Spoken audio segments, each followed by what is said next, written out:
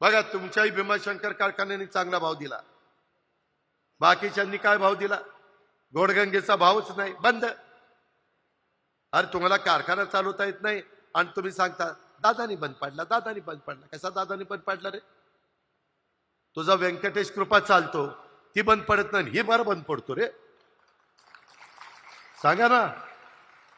जर मला वाईटात शिरायचं असतं तर व्यंकटेश कृपा पण बंद पाडला असता, पण मी तसला नाहीये.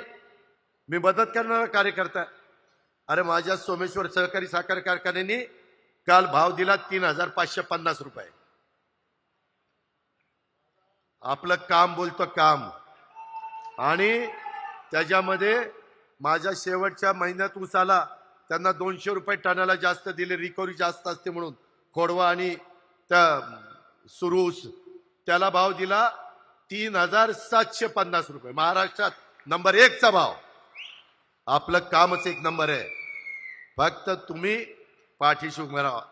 लोकसभेसारखा दणका नका रे देऊ नका.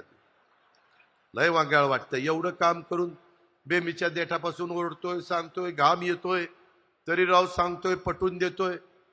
समोरच्यांनी काय दिलं? देवळात वाजवायची घंटा दिली का?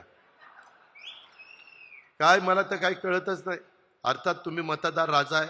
पुन्हा म्हणतील अजित पवारनी आंबेगावला जाऊन दम दिला. दम नाही दिला. विनंती करतोय हात जोडून,